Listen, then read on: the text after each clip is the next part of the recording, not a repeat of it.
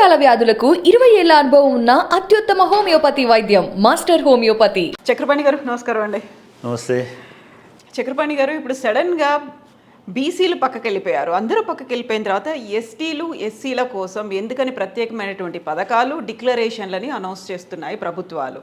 రీసెంట్గా చేవెళ్లలో జరిగినటువంటి బహిరంగ సభలో కాంగ్రెస్ పార్టీ 12 అంశాలతో డిక్లరేషన్ అనౌన్స్ చేసింది. అంటే కాంగ్రెస్ పార్టీకి దాదాపు ఒక 50 సంవత్సరాలుగా, అంటే 70s నుంచి ఎస్సీస్ అనేది ఒక గంపగుత్తగా ఉండేటువంటి ఓటు బ్యాంక్ అని కాంగ్రెస్ పార్టీ మొదటి నుంచి అనుకుంటాం. దాదాపు 50 సంవత్సరాలుగా అట్లే వాడుతుంది. అంటే గరీబీ హటావో 70స్లో ఉన్న పాలిటిక్స్ స్లోగన్లో గరీబీ హటావో దగ్గర నుంచి హరిజన్ వికాస్ తోటి పేరుతోటి వచ్చినటువంటి కాడ నుంచి ఇప్పటి వరకు కూడా కాంగ్రెస్ పార్టీ అదే తరహాలో ప్రచారం చేసుకోవడం జరుగుతుంది. ఇప్పుడే కాదు, కాంగ్రెస్ పార్టీ దళిత రాజకీయం అనేటువంటిది ఒక ఆశ్రిత రాజకీయ సంపదగా దళితుల్ని భావిస్తూ ఉంటుంది. దాదాపుగా ఒక 50 సంవత్సరాల పాటు జగజ్జీవన్ రామ్ గారిని అట్లాగే వాళ్ళ సంఖలో పెట్టుకొని మేము దళితులను ఉద్ధరిస్తాము, దళితుల కోసం ప్రయోజనాల కోసం చేస్తాం, కావాలంటే ఒక ఎగ్జాంపుల్ చూడండి. అంటే ఎక్కడైనా అంతే, ఎక్కడైనా కూడా కాంగ్రెస్ పార్టీకి ఉండేటువంటి నైజం. నిజంగానే కనుక కాంగ్రెస్ పార్టీకి అటువంటి చిత్తశుద్ధి ఉంటాయి. ఆయన అంబేద్కర్ గారు గాంధీకి మధ్యలో జరిగినటువంటి సంభాషణలో ఎక్కడో రాస్తాడు, మీరు కాంగ్రెస్ పార్టీ సభ్యత్వం తీసుకునేటువంటి వాళ్ళకి మేము అంటరానితనాన్ని పాటించము, కులతత్వాన్ని పాటించమనేటువంటి కండిషన్ తోటి ప్రమాణపత్రం తీసుకోండి, అప్పుడు మీరు దళితుల పక్షపాతులనో లేకపోతే మీ లోపల ఒక జాతీయ స్ఫూర్తి ఉందని నేను నమ్ముతాను అనేది చెప్తాడు. అట్లా Congress party throughout the history they are playing Dalit politics in the same manner. ఇదే పద్ధతిలో దళిత పాలిటిక్స్ ఉంటాయి కాంగ్రెస్ పార్టీలో. కాంగ్రెస్ పార్టీ ఈ 12 సూత్రాల పథకాన్ని, ఏదో 12 పార్టీకి 12 సూత్రాలని, ఈ 12 సూత్రాల పథకాన్ని ప్రకటించింది మల్లికార్జున ఖర్గే ద్వారా. మల్లికార్జున ఖర్గేని కాంగ్రెస్ పార్టీ ఎప్పుడు గౌరవించింది? Mallikarjuna Kharge senior most Dalit politician. ఆయన దాదాపుగా 50 సంవత్సరాల పైన 9 సార్లు వరుసగా పార్లమెంట్కి ఎన్నికలు. మీరు ఊహించండి, 10 సార్లు అంటే 50 సంవత్సరాలు ఆయన పార్లమెంట్లోనే ఉన్నాడు. మన పార్లమెంట్ వయసు 70 సంవత్సరాలే, 75 సంవత్సరాలే. అంటే ఒక 50-55 సంవత్సరాలు యాక్టివ్ రాజకీయాలలో ఉండి ఎన్నడూ ఓటమెరుగనటువంటి ఒక వ్యక్తిని ఇవాళ వరకు మీరు ఒక అధ్యక్షుడిగా చేశారు. అధ్యక్షుడిగా చేసినప్పుడు కూడా సోనియా గాంధీ, రాహుల్ గాంధీ అంటున్నారా? మల్లికార్జున ఖర్గే అంటున్నారు. అంతకుముందు జగజ్జీవన్ రామ్ కూడా చేసినారు ఇట్లాగే. సో మల్లికార్జున ఖర్గే, ఎందుకు నేను మల్లికార్జున ఖర్గేని నేను భారతంలో కర్ణుడిలాగా పోలుస్తాను. 100 మంది సైన్యం 100 మంది ఇది ఉంటుంది, దళం ఉంటుంది. దానికి ఒక చిన్న రాజ్యానికి ఆయనని అంగరాజ్యానికి అధిపతిగా పెడతాడు దుర్యోధనుడు. ఇప్పుడు కర్ణుడు అట్లనే చెప్పినాడు, ఇక్కడే సామాజిక న్యాయం ఉంది, నన్ను చూడండి నేను ఇక్కడ ఉన్నాను. కానీ నిజానికి మల్లికార్జున ఖర్గే కర్ణాటక పాలిటిక్స్లో ఓడిపోయినటువంటి నాయకుడు. దేశంలో గెలిచినప్పటికీ, పార్లమెంటుకు ఒక వరుసగా గెలిచినప్పటికీ, ప్రజల్లో గెలిచి కాంగ్రెస్ పార్టీలో ఓడిపోయినటువంటి వ్యక్తి మల్లికార్జున ఖర్గే. కేవలం ఆయన కులం వల్ల. ఆయన వక్కలిగానో లింగాయతో అయితే ఈ పరిస్థితి ఉండకపోయేది. ఆయన వక్కలిగా కాదు, లింగాయత కాదు, దళిత్ కాబట్టి 70 ఏళ్ళ అనుభవం ఉన్న, 50 ఏళ్ళు వరుసగా ఎన్నికైనా ఒక దశలో సీరియస్గా ఒక 3 సార్లు ఆయన మాత్రమే ముఖ్యమంత్రి అవుతాడు అనుకున్నా కూడా కాంగ్రెస్లో ఉన్న ఆధిపత్య కులాలు వాటిని పడనీయకుండా ఆయనను శంకరగిరి మాన్యాలకు పట్టించినారు. ఆయన పార్లమెంటుకు పరిమితం చేసినారు. కేంద్రంలో ఒక మంత్రి పదవి ఇచ్చినారు. చివరికి మొన్న కూడా ఇద్దరి మధ్యలో పంచాయతీ వచ్చినప్పుడు శివకుమార్కి డీకే శివకుమార్కి, అదేవిధంగా సిద్ధరామయ్యకు మధ్యలో పంచాయతీ వచ్చినప్పుడు ఏదో ఒక ఫ్లోటింగ్లో ఒక నేమ్ వచ్చింది. ఓకే, ఈసారి మల్లికార్జున ఖర్గేకి ఇస్తే సమస్య అయినా సరే ఈ ఇద్దరు రాజీపడి పంచుకున్నారు తప్ప మల్లికార్జున ఖర్గే వద్దు అంటరాని వాడిగానే చూసినారు రాజకీయాలలో. That is the status of Dalits in India and Dalits in Congress party. ఇప్పుడే కాదు, అంబేద్కర్ గారు రాజ్యాంగ సభకు ఎన్నికవడానికి ఒక ప్రాదేశిక నియోజకవర్గం నుంచి పోటీ చేయాలనుకున్నప్పుడు కూడా అక్కడ పోటీ అభ్యర్థిని పెట్టి ఓడించినారు. చివరికి రాసేటోడు దిక్కులేక మళ్ళీ ఇంకో చోటు నుంచి గెలిపించుకొచ్చినారు, అది వేరే సంగతి. కానీ అంబేద్కర్ని చాలా విచిత్రంగా ఉంటాయి రాజకీయాలలో, చాలామందికి తెలియాలి కాబట్టి చెప్తున్నాను నేను అదే పనిగా. అంబేద్కర్ ఏనాడు కాంగ్రెస్ పార్టీలో లేడు, కానీ వాళ్ళు అంబేద్కర్ ఫోటోని ప్రతి పోస్టర్ మీద కాంగ్రెస్ పార్టీ పెట్టుకుంటారు. ఎక్కడ కూడా ఏ రోజు కూడా ఆయన సభ్యత్వం లేదు. ఎట్లాగైతే బీజేపీ ఎట్లాగైతే సర్దార్ పటేల్ తనవాడు అనుకుంటాడు, సర్దార్ పటేల్ జీవితం అంతా కాంగ్రెస్ సభ్యుడు, కాంగ్రెస్ పార్టీ నాయకుడు. కానీ సర్దార్ పటేల్ని వీళ్ళు బీజేపీ అని నమ్ముతుంటారు, లేదా జనసంఘాన్ని నమ్ముతుంటారు, లేదా హిందుత్వాన్ని నమ్ముతుంటారు. కానీ అవన్నీ ఏమి కాదు. వ్యక్తిగతంగా ఆయనకు ఉండొచ్చు హిందుత్వం అనేది, కానీ ఆయన సభ్యుడు మాత్రం కాంగ్రెస్ పార్టీ సభ్యుడు. అంబేద్కర్ని కాంగ్రెస్ పార్టీ వాడుకున్నంతగా బహుశా దళితులు కూడా వాడుకోవాలి ఈ దేశంలో. కానీ ఎన్నడూ కూడా దళితులకు పూర్తి స్థాయిలో నాయకత్వం ఇచ్చి, పూర్తి స్థాయిలో వాళ్ళని ఒక ముఖ్యమంత్రిగా ఒక రాజ్యాంగంలో 4-5 సంవత్సరాలుగా ఉంచి, ఇన్ని రాష్ట్రాలు ఉన్నాయి భారతదేశంలో. దురదృష్టం ఏమిటి, దుస్థితి ఏమిటంటే ఏ రాష్ట్రంలో దళిత ముఖ్యమంత్రి లేడు. ఏ పార్టీ అయినా కానీ 29 రాష్ట్రాలు కదా, ఎక్కడో ఒకటి ఉండాలి కదా, ఎక్కడా లేడు. కర్ణాటకలో 2-3 సార్లు అట్లాంటి అవకాశం కాంగ్రెస్ పార్టీకి వచ్చింది. 2-3 సార్లు, ఒకసారి మల్లికార్జున ఖర్గే 2-3 సార్లు ఆయన అభ్యర్థిత్వం వచ్చింది. ఇంకొక తర్వాత ఈశ్వరయ్య, ఇంకొక పరమేశ్వర్కి ఇవ్వాలనేటువంటి ప్రతిపాదన వచ్చింది. లాస్ట్ టైం ఆయన డిప్యూటీ సీఎంగా కూడా ఉండేటువంటి ఆయనను పక్కన పెట్టినారు. నారాయణ స్వామి అనేటి ఆయన రూపంలో వచ్చింది, ఆయనను పక్కన పెట్టినారు. ఎక్కడైనా సరే, ఎన్నడైనా సరే మీరు అధికారంలోకి వాళ్ళని తీసుకురావడానికి ప్రయత్నం చేయాలి. ఇవాళ నిజంగానే మీకు ధైర్యం ఉంటే అనౌన్స్ చేయండి. ఆల్రెడీ బట్టి విక్రమార్క సిఎల్పి లీడర్గా ఉన్నాడు, పాదయాత్రలు చేస్తున్నాడు. మీరు చెప్పండి, మేము నెక్స్ట్ అధికారంలోకి వస్తే దళిత ముఖ్యమంత్రి చేస్తామని. మీరేమో కేసీఆర్ని తిట్టడానికి దళిత ముఖ్యమంత్రి చేయలేదు అని అంటున్నారు. మీరు చేయండి, మీకు అవకాశం ఉంది కదా. మీరే ఎక్కువ అంబేద్కర్ ఫోటోలను వాడుతున్నారు కదా, వీళ్ళే ఎక్కువ దళిత పాలిటిక్స్ గురించి మాట్లాడుతున్నారు కదా. కాబట్టి దళితులు అనేటోళ్ళు కాంగ్రెస్ పార్టీకి కరివేపాకులు. వాళ్ళ కూరలు గుమగుమలాడడానికి, వాళ్ళ వంటలు గుమగుమలాడడానికి వాడతారు తప్ప మళ్ళీ తినేసేటప్పుడు భోజనాలకు వచ్చేటప్పటికి వాళ్ళని తీసి పక్కన పడేసి వీళ్ళు ఆరగించేటువంటి వాతావరణమే ఉంటుంది.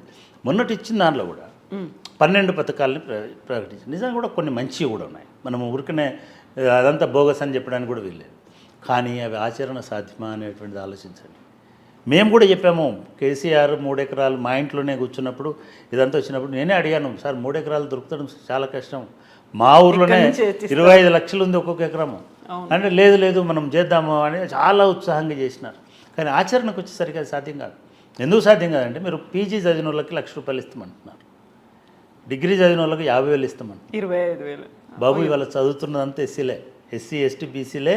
మీరు పోయి చూడండి ఉస్మాన్ యూనివర్సిటీలో మొత్తము చదువుతున్నటువంటి వాళ్ళు. అంటే మిగతా వాళ్ళు చదువుతలేరా అని అంటే, వీళ్ళు ఇంజనీరింగ్ చదువుతున్నారు, మెడిసిన్లు చదువుతున్నారు, ఇంకో దానిలోకి పోతున్నారు. కానీ ఎస్సీ ఎస్టీ బీసీలకు సంబంధించినటువంటి పిల్లలే ఎక్కువ మంది ఎన్రోల్ అవుతున్నారు. ఒక్క ప్రైమరీ లెవెల్లోనే ఇప్పుడు 5 లక్షల మంది గురుకులాలలో చదువుతున్నారని చెప్తున్నారు కదా. సో ఇంతమందికి ఇన్ని లక్షల మంది విద్యార్థులు ఇప్పుడు ఎడ్యుకేట్ అయ్యి బయటకు వస్తున్నారు. వాళ్ళకి ₹1,00,000 చొప్పున ఎట్లా ఇస్తారు అనేది ఒక పెద్ద సమస్య. సరే, పిహెచ్డీ చదివిన వాళ్ళకి ఇవ్వచ్చు, 5 లక్షలు పిహెచ్డీ పూర్తి చేసుకున్న వాళ్ళకు అది పెద్ద సమస్య కాదు, అటువంటిది ఇవ్వచ్చు. కానీ ఇట్లా డబ్బులు ఇచ్చేటువంటిది, అది ఎవరిచ్చినా సరే డబ్బులు ఇచ్చేటువంటిది కాదు, వాళ్ళకు ఉపాధినిచ్చే మార్గం గురించి ఏమన్నా చెప్పండి. వాళ్ళకు ప్రత్యేక ఉపాధి అవకాశాలు, ప్రత్యేక ఫండ్ ఏమన్నా పెట్టండి.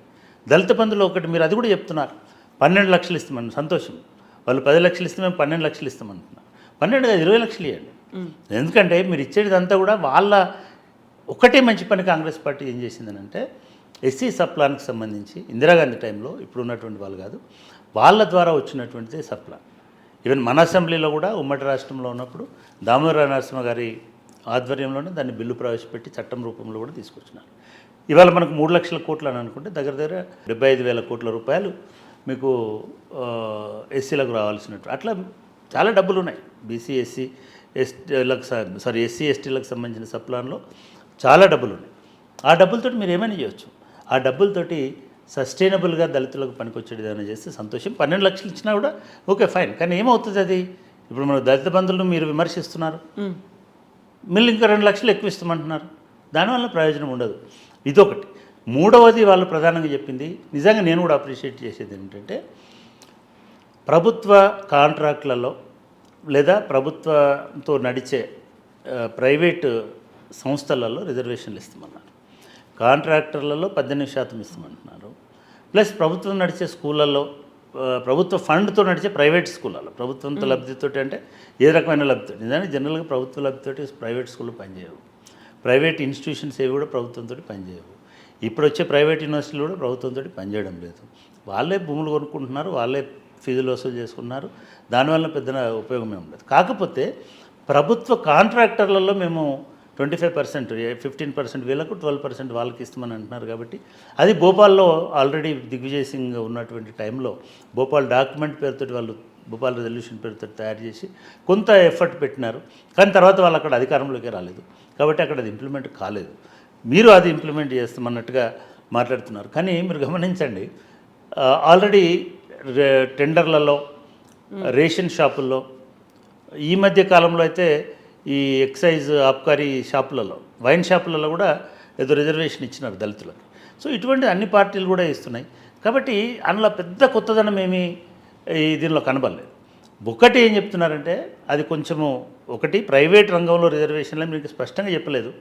ఒకవేళ అట్లా చెప్తే ప్రైవేట్ రంగంలో రిజర్వేషన్లు అనండి, దళితులు మిడిల్ క్లాస్ చాలా ఎక్కువ దళితులు. మీరు చాలామంది గమనించింది ఏంటంటే మిగతా ఏ కులంలో ఏ వర్గంలో లేనంత ఎక్కువ మిడిల్ క్లాసు దళితుల్లో తయారైనారు. ఎందుకంటే చిన్న చిన్న మనకి రిజర్వేషన్లు ఉండడం ఉండొచ్చు, అవకాశాలు రావడం ఉండొచ్చు, ఎంప్లాయీస్లో చాలా స్ట్రాంగ్ కంటింజెంట్ దళితులు ఉంటారు. సో మీరు ప్రైవేట్ రంగంలో రిజర్వేషన్లు అనండి, మీకు దళితులు ఓటేసేటువంటి అవకాశం ఉంటుంది. రెండోది మీరు చెప్పినటువంటి మంచి పని అనాలి. కాబట్టి మీరు పట్టాలు ఇస్తాము అసైన్డ్ ల్యాండ్స్కి అని అన్నారు, పొడుగు అసైన్డ్ 2 అన్నారు. అది కూడా ఒక మంచి పరిణామం. వాళ్ళని వాడుకునే అవకాశం ఉంది, అమ్ముకునే అవకాశం లేదు. ఇవాళ హైదరాబాద్లో కోకాపేటలో దళితుల భూములు ఉన్నాయి, దళితులందరికీ భూములు ఉన్నాయి. వాళ్ళు వ్యవసాయం చేయలేరు, ఎందుకంటే పిల్లలు చదువుకున్నారు. వాళ్ళకు వ్యవసాయం చేసే శక్తి లేదు. 2 ఎకరాలు ఉంటుంది. కానీ 2 ఎకరాలు అమ్ముకుంటే 200 కోట్లు వస్తాయి కదా, కానీ అమ్మడానికి అవకాశం లేదు. ఈటల రాజేందర్ ఇరుక్కుంది కూడా అటువంటి అసైన్ భూములు కొనే, అమ్మినా కొన్నా నేరం అవుతుంది.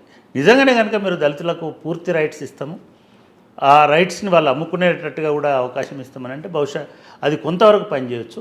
కానీ అందరికీ అసైన్ భూములు, చాలామంది ఏమనుకుంటారంటే దళితులకు 1000 ఎకరాలు అసైన్డ్ భూములు ఉన్నాయనేటువంటిది. కానీ చాలా తప్పు. దళితులు మొత్తం జనాభాలో చూసుకుంటే <10% మాత్రమే ఈ అసైన్డ్ భూములలో భూములు కలిగి ఉన్నటువంటి వాళ్ళు ఉన్నారు. మిగతా వాళ్ళందరూ కూడా ఎంప్లాయీస్, కూలీ పనులు చేసుకునే వాళ్ళు, ఎటువంటి ఆధారం లేని వాళ్ళే చాలా ఎక్కువ మంది ఉన్నారు. కాబట్టి ఇవేవి కూడా పెద్దగా పనిచేసేటువంటి అవకాశం లేదు. అయినప్పటికీ కూడా మీరు దళిత బంధును కొనసాగిస్తామంటున్నారు. ఎక్సైజ్ పాలసీలో ఉన్న రిజర్వేషన్లను అట్లాంటి రిజర్వేషన్ అన్నిట్లలో పెడతామంటున్నారు. అట్లాగే ఈసారి కొత్తగా ఏం చెప్తున్నారంటే ఎస్సీ ఎస్టీల భూములని రెగ్యులరైజ్ చేస్తామంటున్నారు. రెండో కొత్తగా ఏం చెప్పినారంటే చదువుకున్న వాళ్ళకు అది ఆచరణ యోగ్యమైనటువంటి పథకం కాదు. అట్లా చేయడం కంటే మీరు గతంలో కేంద్రంలో ఉన్నట్టుగా చదువుకునే పిల్లలకి ఇప్పుడు జగన్ ఇస్తున్నట్టుగా ఫెలోషిప్ రూపంలో కానీ, లేదా తమిళనాడు గవర్నమెంట్ ఇస్తున్నట్టుగా విద్యానిధి జగన్ ఇస్తున్నట్టు కానీ, లేదా తమిళనాడులో ఇస్తున్నటువంటిగా ఎవరైతే పిహెచ్డీ చేస్తున్నారో నెలకు 10,000 రూపాయలు చొప్పున ఇవ్వండి. ఎంఫిల్ ఎవరైనా ఎంఫిల్ లేదు ఇప్పుడు కోర్సు, మీరు ఒకసారి అప్డేట్ చేసుకోవాలి. ఎంఫిల్ అనేది తీసేసింది యూజీసీ. మీరు ఎంఫిల్ పెట్టకండి మీ మేనిఫెస్టోలో. ఓన్లీ పిహెచ్డీకి 10,000 ఇస్తామని చెప్పండి. నెల 10,000, 3 సంవత్సరాలు 4 సంవత్సరాలు ఫండ్ చేయండి. అట్లా ఎంఏ చదువుకున్న విద్యార్థులకు కూడా నెలకు 3,000, 5,000 మీరు ఒకటేసారి మేము ₹1,00,000 ఇస్తామని ఎందుకు ఆశ పెడతారు? ఆ 2 సంవత్సరాలు నెల 5,000 ఇచ్చినా కూడా వాళ్ళు మిమ్మల్ని గుర్తుపెట్టుకునే అవకాశం. ఇట్లా అంటే ఇవన్నీ కూడా ఇన్ని చెప్తున్నారు, మేము ఇన్ని బంచ్ ఇస్తాం, ఇన్ని డబ్బులు ఇస్తాం, ఇన్ని చెప్తున్నాం. నేను అడుగుతున్నా, పవర్ ఎందుకు ఇవ్వరు అంటున్నా. ఇవన్నీ వద్దు, ఇవన్నీ మీరే తీసుకోండి, పవర్ ఇవ్వండి. పవర్ కూడా ఎవరికో ఇవ్వకండి, మీకో నాకో ఇవ్వాల్సిన అవసరంలే. అందులో మీ పార్టీలో ఉన్నటువంటి సీనియర్ నాయకుడికి ఇవ్వండి. మీరు నిజానికి కావాలని అనుకుంటే ఒక సమర్థులైనటువంటి దళిత నాయకులను గెలవనియండి. మీరు గెలిపించడం కూడా అనట్లా. మీరు ఓడించగలిగే సమర్థులు కాంగ్రెస్ పార్టీలో చాలామంది ఉంటారు. బీసీలను పోటీకి ఇస్తారు టికెట్లు, ఓడిస్తారు. ఎస్సీలకు ఇస్తారు టికెట్లు, ఓడిస్తారు. అట్లా కాకుండా గెలవనియండి వాళ్ళని. మీరు ఒక ఎగ్జాంపుల్ చెప్తాను మీకు. మల్లు రవి గారిని, డాక్టర్గా చాలా మంచి పేరు ఉన్నటువంటి మల్లు రవి, జడ్చర్ల అనే కాన్స్టిట్యున్సీ నుంచి ఓపెన్ కాన్స్టిట్యున్సీ, రెగ్యులర్ ఏమంటారు దాన్ని, జనరల్ కాన్స్టిట్యున్సీ అయినప్పటికీ అక్కడ రాజశేఖర రెడ్డి గారు టికెట్ ఇచ్చి గెలిపించారు కూడా. ఆయన గెలిచాడు. సో ఆయన నేషనల్ లెవెల్లో కాంగ్రెస్ పార్టీకి పనిచేసినాడు. కర్ణాటక ఇన్ఛార్జిగా ఉన్నాడు ఎలక్షన్స్ కంటే ముందు. చాలా చాలా ఖర్గేకి లేదా రాహుల్ గాంధీకి చాలామంది అట్లా కాంగ్రెస్లో 18 మంది లీడర్లు ఉన్నారు. ఎందుకంటే 18 కాన్స్టిట్యున్సీలలో మీరు గెలవనియండి వాళ్ళు, మంచి వాళ్ళకి టికెట్లు ఇవ్వండి, ఇచ్చి ఈసారి చెప్పండి ఏమైంది, కేసీఆర్ ఏం పని మేము చేస్తాం, ఇవో ఫలానా ఆయన ఒక దళిత్ చీఫ్ మినిస్టర్ అని చెప్పండి. ఎందుకు చెప్పలేకపోతున్నారు? మేము దళితులకు బిస్కెట్లు ఇస్తాము, చాక్లెట్లు ఇస్తాము, లేదా బూస్ట్ ఇస్తాము, ఇవన్నీ అక్కర్లే, పోస్ట్ ఇవ్వండి, బూస్ట్ అవసరం లేదు. సో వాళ్ళు ఇమ్మీడియట్గా ప్రకటించాల్సింది ఏంటంటే దళిత డిక్లరేషన్లో మేము మల్లికార్జున ఖర్గేకి జరిగిన అవమానాన్ని తెలంగాణలో జరగనీయము, 50 సంవత్సరాల పాటు రాజకీయాల్లో వెయిట్ చేయనీయము, రేపటి ఎలక్షన్లో మేము గెలిస్తే ఇగో దళితులకు ఒక ఉప ముఖ్యమంత్రి ఇస్తాము, లేదా ముఖ్యమంత్రి ఇస్తాము, 5 సంవత్సరాలు ఆయననే చేస్తాడు, మేము కేసీఆర్ ఇచ్చినటువంటి హామీని మేము నెరవేరుస్తామని మీరు ఎన్నికల్లోకి ముందుకు రావాలి. అంతేగాని దళితులను ఒక ఓటు బ్యాంక్ లాగా, దళితులని ఒక కేవలం వాళ్ళ చుట్టూ తిప్పుకునేటువంటి వాళ్ళలాగా, దళితులను వాళ్ళ అనుచర వర్గంలాగా చూడడం అనేది రాజకీయాలకు మంచిది కాదు. ఇది ఒక కాంగ్రెస్ పార్టీలో కాదు, ఈవెన్ టీఆర్ఎస్లో కూడా, బీఆర్ఎస్లో కూడా అదే వాతావరణం ఉంటుంది. అదేవిధంగా మీకు బీజేపీలో అయితే అసలు దళితులు అంటేనే మీకు అసలు భరించలేని పరిస్థితి ఉంటుంది. బంగారు లక్ష్మణ్ గారిని ఉన్న ఫలంగా ₹1,00,000 ఏదో ఆయన పార్టీ ఫండ్ తీసుకుంటే కూడా మీరు ఉద్యోగంలోకి వెళ్ళి తీసేసినారు. తర్వాత కోట్ల కాంట్రాక్టులు అంబానీలకు అదానీలకు ఇచ్చి ఏం తీసుకుంటున్నారో ఎవరు తెలియని వాళ్ళని ఏం చేయలేకపోతున్నాం. అంటే రాజకీయాలలో దళితుల పట్ల అటువంటి ఒక చిన్న చూపు ఉంది. ఇది ఒక మూస వైఖరి అని నేను అంటాను. దళితులు అట్లా లేరు వాళ్ళు. దళితులే చాలా ప్రోగ్రెసివ్గా, చాలా డైనమిక్గా అందరి వీటిని ఏమంటారు, ఈ ఎత్తుగడలను గమనించేటట్టుగా చాలా కాన్షియస్గా, విజిలెంట్గా ఉన్నటువంటి కమ్యూనిటీ దళిత కమ్యూనిటీ. ఏదో మునుపట్లాగా మేము గరీబీ హటావ్ అంటే నేనే గరీబ్ కాబట్టి నాకే లాభం జరుగుతుంది ఆ వాతావరణం లేదు. మేము హాస్టల్ అందరికీ తెలుసు, అందరు ఇస్తున్నారు. ఏమి మీరు 100 హాస్టల్ నుంచి 1000 హాస్టల్కి తీసుకొచ్చిన రెసిడెన్షియల్ స్కూల్ తీసుకొచ్చింది వాస్తవం కదా. సో ఫైన్, కొన్ని ఇట్లాంటి ప్రకటించడం ద్వారానే మేము దళిత రాజకీయాలు చేస్తామని అంటే కుదరదు. రెండవది, ఈసారి ఎక్కువ మొప్పు మనం చాలాసార్లు మాట్లాడట్లేదు, కానీ చాలా వరకు 2-3 అంశాలు మనం దళిత పాలిటిక్స్లో గమనించాలి. ఒక రకంగా చూస్తే దళితులు single largest community in the country and in the state. 18%, 16% A community కూడా లేదు, ఏ సింగిల్ కమ్యూనిటీలో కూడా లేదు. బీసీలో ఉన్నటువంటి 200 కులాలు కలిసి కదా 50% ఉన్నారు. 100 కులాలు 150 కులాలు కలిసి 50% ఉన్నారు. కానీ దళిత్ అట్లా కాదు. దళిత్స్ 15-18%, 15 to 18% అని అంటున్నారు. వీళ్ళు సాలిడ్గా ఉన్నారు నెంబర్ 1. కానీ దాంట్లో కూడా మళ్ళీ విభజన ఉంది. విభజన ఉన్నంత మాత్రాన వీళ్ళ ద్వేషం ఉందని అనుకోవడానికి వీల్లేదు. విభజన ఉంది, అండర్స్టాండింగ్ ఉంది, కామనాలిటీ ఉంది. వాళ్ళు ఒకరినొకరి పట్ల అసమానతలు ఉండొచ్చు, 2 కమ్యూనిటీ అందరి మధ్యలో ఉన్నాయి. బ్రాహ్మణుల మధ్యలో కూడా అసమానతలు ఉన్నాయి. వైదికులు ఒక రకంగా ఉంటే నియోగులు ఇంకొక రకంగా ఉన్నారు. ఈవెన్ శ్రీ వైష్ణవులు ఒక రకంగా ఉంటే పాపం శైవులు ఇంకో తీరులో ఉన్నారు. కాబట్టి సామాజిక అంతరాలు, అసమానతలు అందరిలో ఉన్నట్టే దళితులు కూడా ఉన్నాయి. వాళ్ళలో ఒక ఉద్యమం వచ్చింది, ఒక చైతన్యం వచ్చింది. మాదివులకు స్పష్టమైన డిమాండ్ తోటి వచ్చినారు, వాళ్ళను విభజన చేయమన్నారు. అది కూడా కొంతమందిలో ఉంది. అదేవిధంగా మాలలలో కూడా వైమనస్యత ఉంది. ఈ కొంతమందికి ఎక్కువ సీట్లు ఇస్తున్నారు, వీళ్ళకి తక్కువ సీట్లు ఇస్తున్నారు అనేటువంటి ధోరణి కూడా వీళ్ళలో కూడా ఉంది. ఈ మధ్యలో మనం ఇగ్నోర్ చేస్తుంది ఏంటంటే, ఈ మధ్య దళిత పాలిటిక్స్లో ముఖ్యంగా ఆర్ఎస్ ప్రవీణ్ కుమార్ వచ్చిన తర్వాత ఇక్కడ 4%, 3%, 5% ఓట్లైనా కూడా చాలా కీలకం ఓట్లు అవి. 4% ఓట్లు అంటే తక్కువేం కాదు, 2% ఓట్లు అంటే తక్కువేం కాదు. 1% ఓట్లతో ఓడిపోయినటువంటి వాతావరణం ఉంది. ఇవాళ బీఎస్పీ అనేది ఏషిపురంలో ఉంటుంది. ఒకటి సొంతగానే పోటీ చేస్తే ఎన్ని చోట్ల గండి కొట్టే అవకాశం ఉంటుంది దళిత ఓట్లకి అనేది కూడా ఒక ప్రధానమైనటువంటి అంశం. అది పూర్తిగా వాళ్ళు దళిత అధికారము, దళిత రాజ్యాధికారం అనేటువంటి నినాదంతో వస్తున్నారు. కాబట్టి మీరు దళితులకు రూపాయి ఇస్తాము, దళితులకు పావులా ఇస్తాము, దళితులకు ఇంకోటి ఇస్తామంటే పెద్దగా పనిచేసేటువంటి అవకాశం ఉండదు. ఉల్టా ఈ ఓట్లలో చీలిక కూడా వచ్చేటువంటి అవకాశం ఉంటుంది. దళిత బంధుకు సంబంధించిన ఇష్యూ కావచ్చు, అంబేద్కర్ స్టాచ్యూ పెట్టి, ఇవన్నీ రాజకీయాలలో అంతర్భాగంగా జరిగినటువంటి, ఇవన్నీ దళిత నెరేటివ్ మొత్తం ఈ 4 ఏళ్ళ నుంచి వినిపిస్తున్నటువంటి వాళ్ళు కావచ్చు. టీఆర్ఎస్లో అటువంటి ఒక శక్తి, అటువంటి ఒక ధార ఉంది, అటువంటి ఆర్గ్యుమెంట్ ఒకటి ఉంది. ఆర్గ్యుమెంట్ కూడా మనం తక్కువ చేయడానికి అవకాశం లేదు. సో దళిత ఓట్లను కూడా వీళ్ళు సక్సెస్ఫుల్గా చీల్చేటువంటి ప్రయత్నం చేస్తారేమో కానీ దళితులను ఉద్ధరించడానికి వస్తున్నటువంటి పార్టీలు ఏవీ లేవు, ఎక్సెప్ట్ బీఎస్పీకి ఉన్న స్లోగన్ తప్ప. సరే బీఎస్పీ ఎన్ని సీట్లు గెలుస్తుంది అనేది వేరే విషయం. కాంగ్రెస్ పార్టీ బీఆర్ఎస్ ఖచ్చితంగా దళిత సీట్లలో ప్రభావం చూపేటువంటి అవకాశం ఉంది. వేరియస్ అదర్ రీజన్స్, వాళ్ళందరూ నిజాయితీ వల్ల గెలుస్తారు అనేది కాదు. కానీ ఇప్పటివరకు వాళ్ళకు ఉన్నటువంటి లీడర్షిప్ వల్ల కావచ్చు, లేకపోతే మిగతా వాటి వల్ల కావచ్చు, దళిత నాయకత్వం అనేది ఎదిగే అవకాశం ఉంటుంది. కానీ చిన్న అటువంటి పిప్పర్మెంట్లకి బిస్కెట్లకి లొంగిపోతుంది దళిత సమాజం అనుకుంటే అది కష్టం. అట్లా ఉండకపోవచ్చు రాజకీయాలని నేను అనుకుంటున్నాను. ఎస్ అండి, థ్యాంక్ యూ సో మచ్ అండి, thank you so much Right. గారు.